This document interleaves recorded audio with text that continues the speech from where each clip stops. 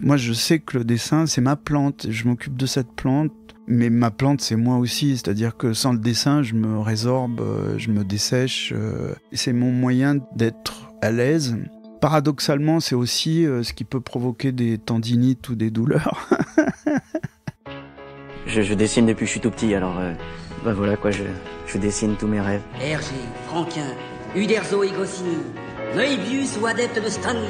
C'est-à-dire, tu en fais des tableaux, des illustrations? Non, pas vraiment. En fait, j'en fais des bandes dessinées.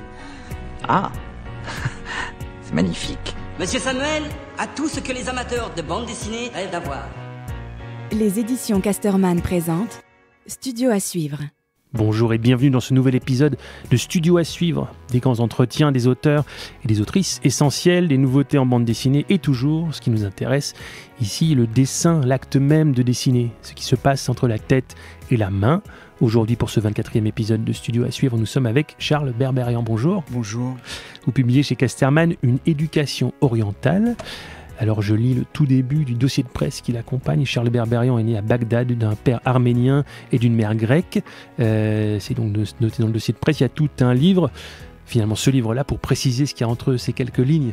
C'est un peu ça aussi l'idée, parce que c'est un livre autobiographique, mais c'est aussi un reportage, un hommage à une ville, Beyrouth, un hommage à votre frère, Alain, un peu tout cela. Et puis c'est une grande déambulation dans les strates historique de Beyrouth de votre enfance, dans la première partie des années 70, Beyrouth de 2005, date de votre premier retour, Beyrouth d'aujourd'hui après l'explosion du port, et Beyrouth de toujours, avec les traces qui demeurent et certains éléments qui ne changent pas, malgré les guerres, malgré les crises.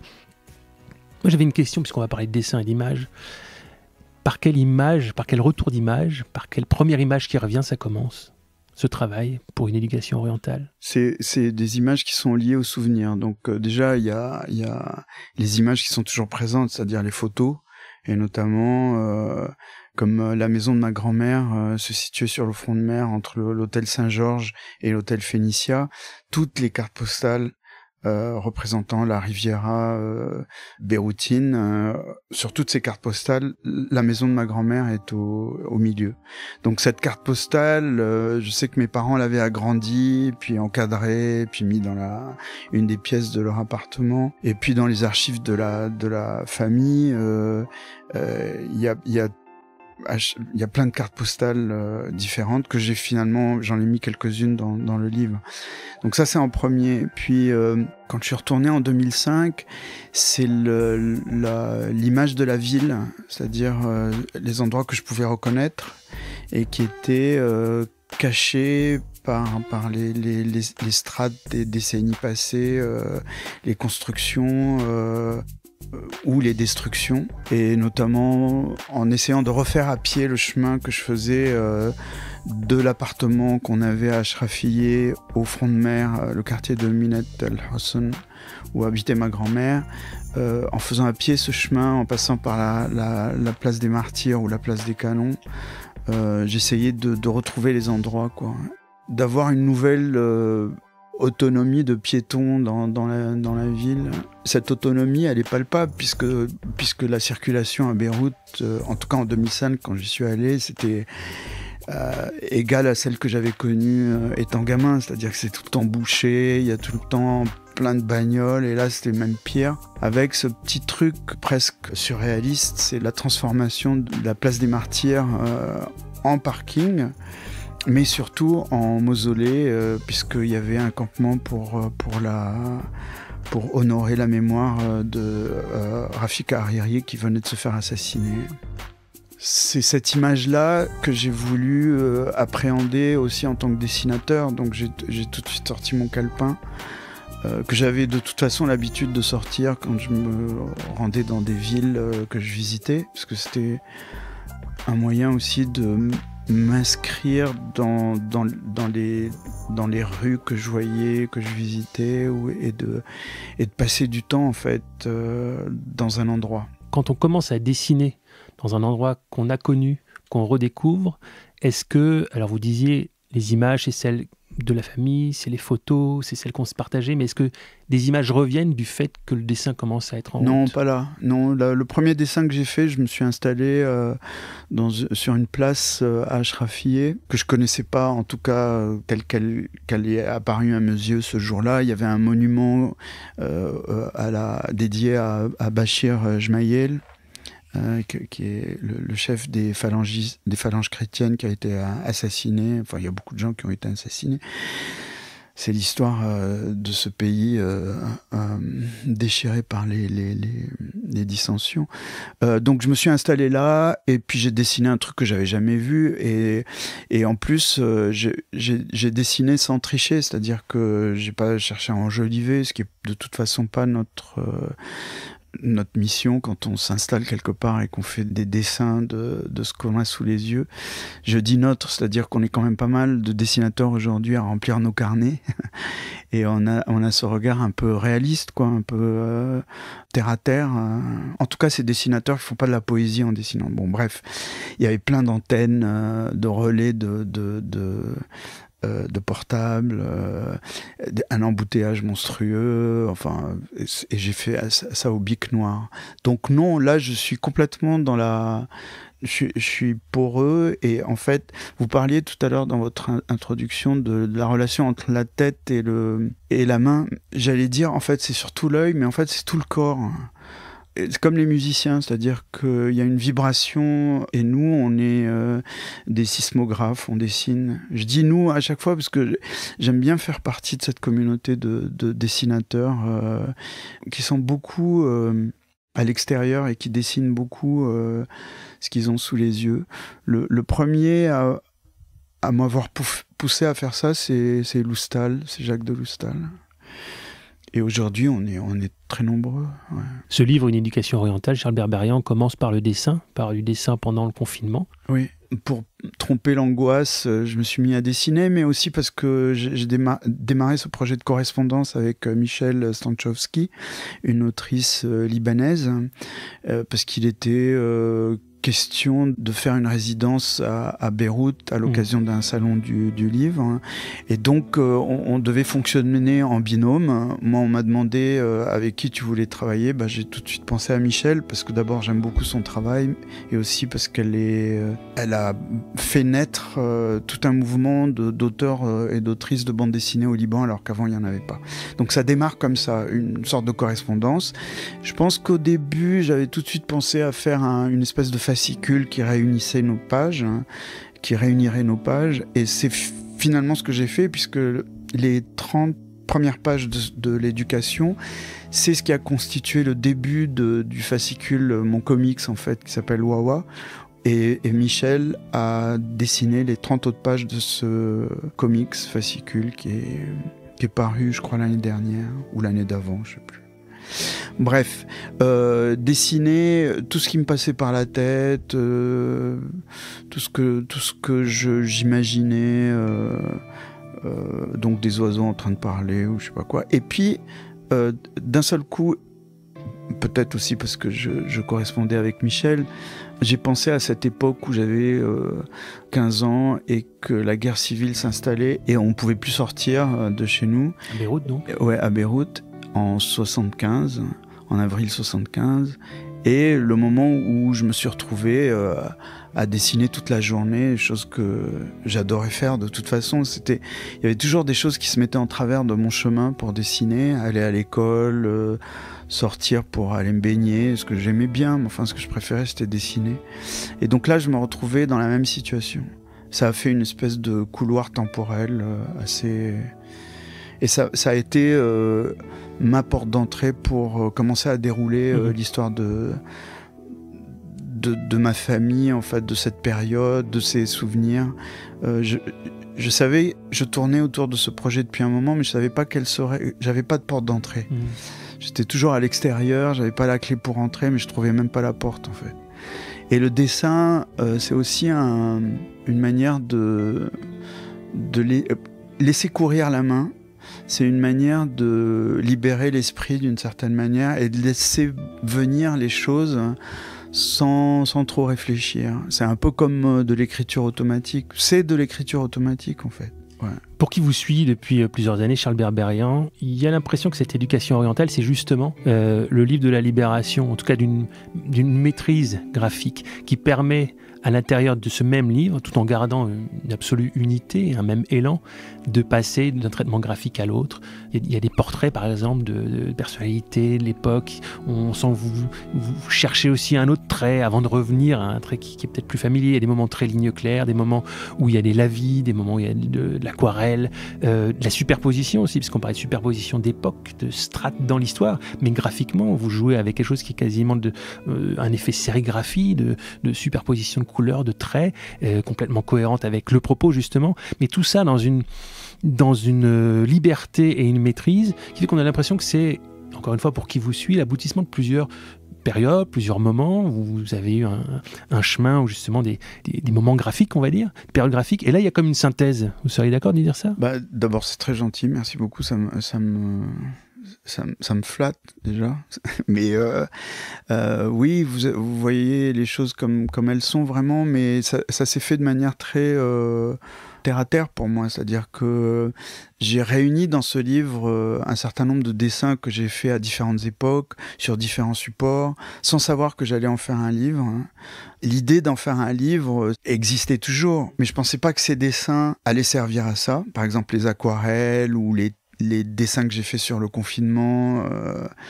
J'avais lu des interviews comme ça d'auteurs qui disaient que le roman, c'est une manière aussi d'agglomérer tout ce qu'on vit à un moment, tous les sujets qui nous traversent, tout ce qui nous préoccupe.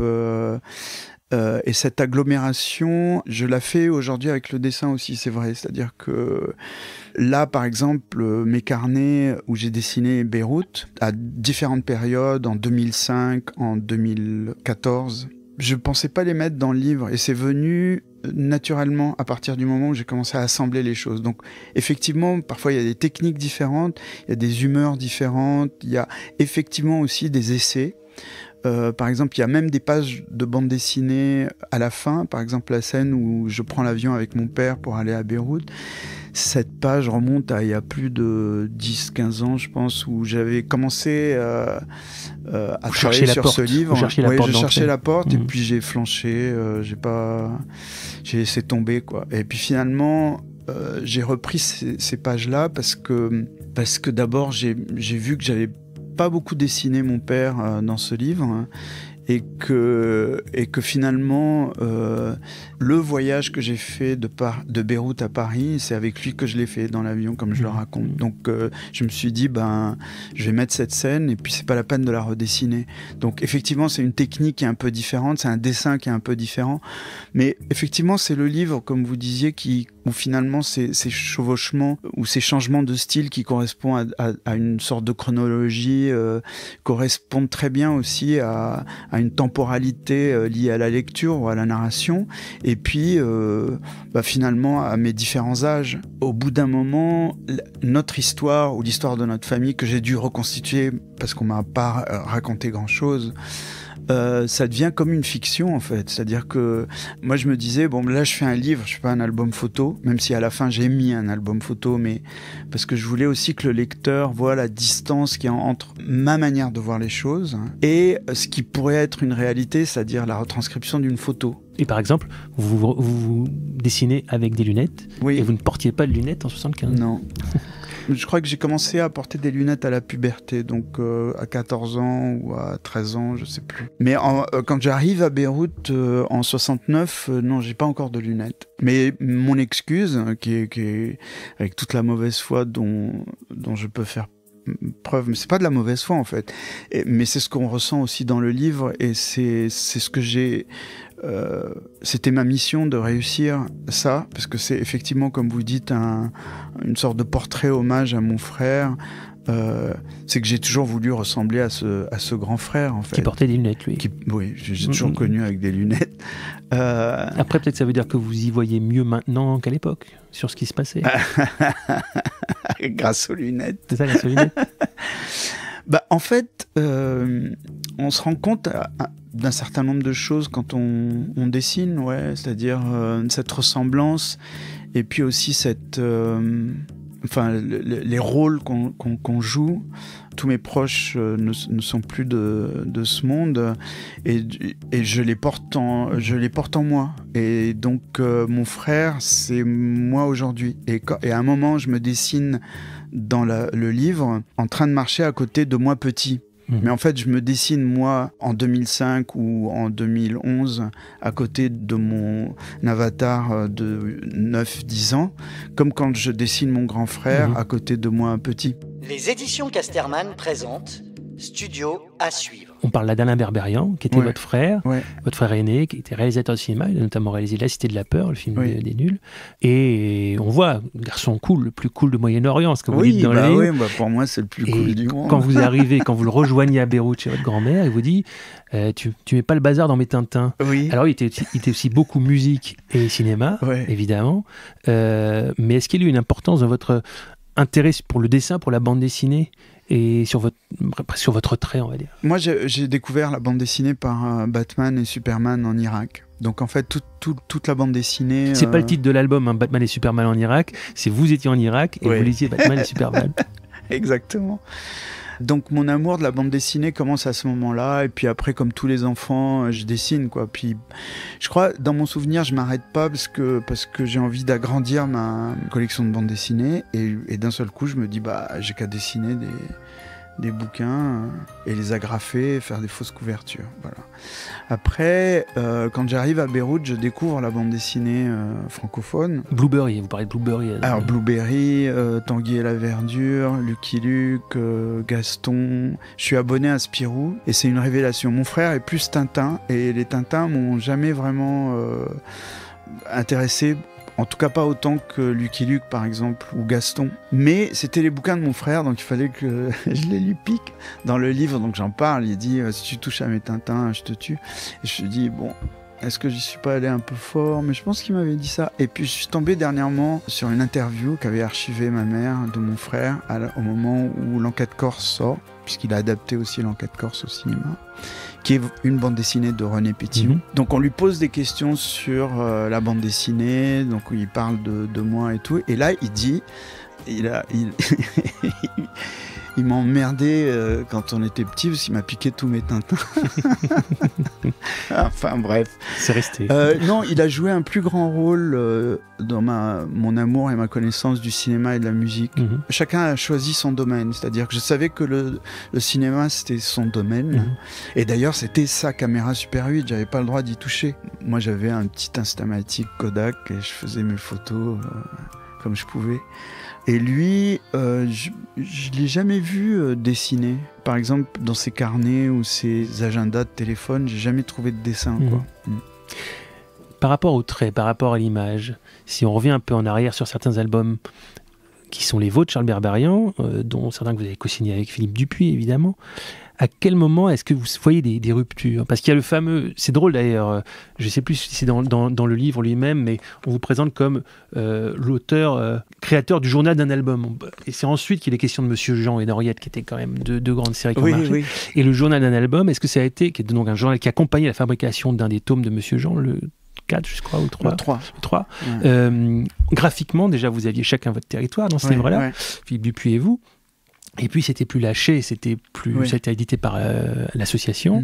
Est-ce que ça a été une rupture graphique? Parce que là, c'était un trait au pinceau, peut-être plus, encore une fois, plus lâché que Monsieur Jean à l'époque. Il y avait des jeux avec le Tipex, par exemple, le Tipex comme ça, c'est Philippe qui et de plus en plus, Philippe utilise le repentir dans son travail de manière très visible, ce que je trouve vraiment, en tout cas, magnifique là, dans ces deux derniers bouquins. J'aurais voulu voir Godard et Papa dessine des femmes nues. Je trouve que c'est vraiment sublime ce qu'il fait. La rupture, avant toute chose, à ce moment-là, au moment où on publie le journal d'un album, si mes souvenirs sont bien, c'est en 1995,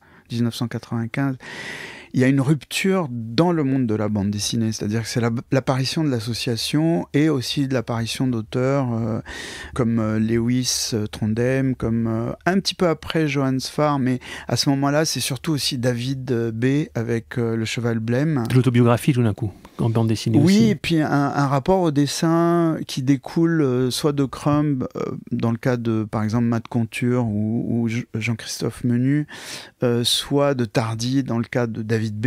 Et donc l'utilisation du noir et blanc et un rapport au récit qui est beaucoup plus ténu et intime. Et effectivement, l'autobiographie n'est pas loin, mais dans Le Cheval Blême, il raconte ses rêves. Enfin bon.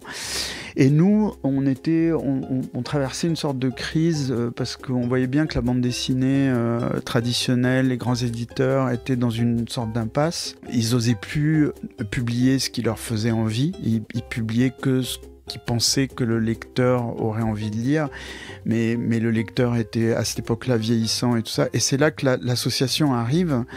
Alors, dit comme ça, c'est comme si ils ont éclos du jour au lendemain, mais il y a eu un long processus qui est passé par un rapprochement avec Futuropolis, à l'époque Étienne Robial. Donc quand Menu, Stanislas, Matt Conture, Lewis Trondheim et David B et Kilofer créaient l'association, il y a eu un écrémage par rapport à d'autres personnes qui s'étaient agglomérées. Mais moi, j'ai toujours aimé la position de satellite, c'est-à-dire que à la fois je suis fasciné par les tribus, les groupes, et à la fois j'aime bien pas forcément être au milieu de ça, quoi. Mais leur aventure, ça vous a bousculé graphiquement ? Bien sûr, ouais, parce qu'à ce moment-là, il y a Cornelius qui publie sous forme de comics les bandes dessinées de Menu et de Lewis, et du coup, quand on s'est retrouvé dans une forme d'impasse avec les Humano, à pas savoir si on avait envie de continuer à faire la bande dessinée ou pas, moi je partais du principe que la solution, elle est dans ce qu'on sait faire, c'est-à-dire dessiner. Et donc, on va poser le problème sous forme de bande dessinée et tenter d'y répondre sous forme de bande dessinée. Ça nous a fait faire un livre, effectivement, qui compte beaucoup, alors que ça ressemblait plus à un accident de parcours à l'époque, en tout cas pour les collègues à Fluide Glacial ou aux Humanoïdes Associés. C'est un projet à côté, quoi. Oui, pourquoi vous publiez à l'association alors qu'il y a des vrais éditeurs, quoi. Et nous, on s'était jamais posé la question comme ça. Pour nous, l'association, c'était un vrai éditeur. Et les autres, non. Ils étaient plus éditeurs. Ils étaient, comme dit Jean-Louis Gauthier de Cornelius, des publieurs, en fait. Après, dans le dessin, Philippe et moi, on a toujours essayé d'entretenir un rapport intime à notre dessin. C'est un peu la leçon que nous ont inculqué Moebius, Bretéché, Tardy et tout ça. Et Loustal, bien sûr, avec ses carnets. Et la proximité de gens comme Blutch aussi, qui à l'époque avait fait Mitchum chez Cornelius, justement, et qui montrait déjà toute la possibilité de renouvellement qu'on pouvait avoir si on ne se posait pas une question formaliste du style. Et c'est vrai que pour moi, si le dessin est une plante et qu'elle évolue, c'est une évolution, c'est pas une rupture. Même quand finalement Philippe et moi on a arrêté de travailler ensemble, ça n'a pas été une rupture, ça a été une espèce de détachement progressif parce que finalement on n'arrivait plus à fonctionner ensemble parce qu'on n'avait plus la même vie, les mêmes envies et tout ça, mais il n'y a pas eu de rupture. Mais ce qui est très étonnant, c'est que notre dernier travail ensemble, ça a été une exposition qui s'appelle Cheval Mouvement, où on a réellement superposé nos dessins en travaillant sur des vitres et tout ça. On n'a pas vendu un seul dessin, parce que tout ce qu'on a fait pour cette expo ne ressemble à rien. Et c'est notre dernier travail ensemble, que personne ne connaît. Et j'aime beaucoup ça, parce que c'est comme une boucle. C'est-à-dire, au début, quand on a commencé à travailler ensemble, personne n'a vu les premières pages. Et le dernier truc qu'on a fait ensemble, personne ne l'a vu. Moi, je sais que le dessin, c'est ma plante. Je m'occupe de cette plante. Mais ma plante, c'est moi aussi. C'est-à-dire que sans le dessin, je me résorbe, je me dessèche. J'ai pas de... C'est mon moyen d'être à l'aise. Paradoxalement, c'est aussi ce qui peut provoquer des tendinites ou des douleurs. Donc, mais je pense que c'est lié au sujet que l'on traite avec notre dessin. C'est-à-dire que le dessin, comme je disais, c'était une sismographie de tout ce qu'on est. C'est nos tremblements, c'est nos vibrations, c'est nos angoisses. Et donc, on sort des trucs on expurge, et parfois c'est un peu endurant, parfois c'est une épreuve. C'est ça qui rend pour moi le dessin fascinant. C'est marrant parce que je regarde plein d'interviews de metteurs en scène, parce que la mise en scène m'intéresse, puisque mon frère, son parcours m'intéresse, mais j'aime beaucoup le cinéma, c'est vrai. En tant que spectateur, quand on voit un film, là dernièrement j'ai vu le film de Justine Triet, c'est dingue, on sort de ce film, j'étais épuisé en sortant de ce film, et en même temps ravi, quoi. Et j'ai toujours développé une espèce de jalousie par rapport au cinéma pour ça, mais aussi par rapport à la musique. C'est-à-dire, finalement, la bande dessinée, c'est aphone, c'est figé, c'est compliqué, tout ça. Et en fait, pas du tout.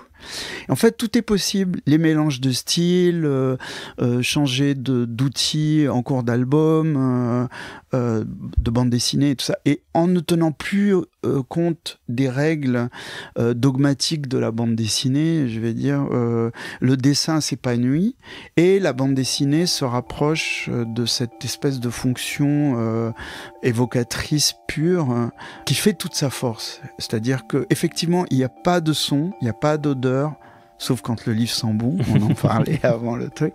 Mais la grande force pour moi du dessin et de la bande dessinée, c'est l'évocation et de proposer une idée d'un paysage, d'un arbre, d'un personnage qui est le résultat d'une vibration interne de la personne qui dessine. Et donc, c'est ce qu'on va coucher sur le papier. Et je pense que comme le spectateur s'est éduqué au cinéma à travers cette impulsion qu'ont apporté au cinéma des metteurs en scène jusqu'à aujourd'hui, je trouve que la bande dessinée accède enfin à ça. Il faut que ça infuse ce genre de choses. Exactement, mais comme je comprends mieux certains films aujourd'hui ou certains morceaux de musique, mais aussi parce que il y a ce truc un peu organique où quand le regard est là, et ben ce qui est donné à voir existe. Oui, le regardeur fait la moitié de l'œuvre. Et que c'est vrai qu'un livre comme ça aujourd'hui, comme l'éducation orientale, j'ai pas besoin de passer des heures à expliquer à l'éditeur ce que je veux, comme ça s'était passé à l'époque pour le journal d'un album, quand on avait tenté dans un premier temps de le faire aux humanoïdes associés, ce que raconte Philippe à la fin du livre. Aujourd'hui, nos premiers lecteurs, c'est-à-dire les éditeurs, sont très ouverts, très avides aussi de ce genre de surprise. Et la lecture du dessin aussi a changé. C'est-à-dire que la bichromie ou le noir et blanc n'est pas un frein. Un livre dont l'auteur a infusé, un livre qui a infusé lui-même une éducation orientale. On a compris que ça avait été tout un chemin pour y aboutir à ces strates. Je vais lire une phrase qu'on trouve page 114 au milieu de dessins d'aquarelles, de toutes les couleurs qui confinent parfois à l'abstraction. Tout n'est que chaos, alors il vaut mieux composer avec et chercher la lumière en acceptant le hasard, les accidents et les imperfections. Voilà une phrase de dessinateur sismographe comme il faut. Oui. Merci Charles Berberian d'avoir été l'invité de Studio à suivre. Studio à suivre, c'est terminé pour cette fois. On se retrouve dans un mois avec un ou une autre invitée. Merci beaucoup. Merci. Les éditions Casterman présentent Studio à suivre. Au micro, Thomas Baumgartner. Direction éditoriale, Cathy De Greff. Réalisation, Charlène Nouyoux. Une production Wave Audio.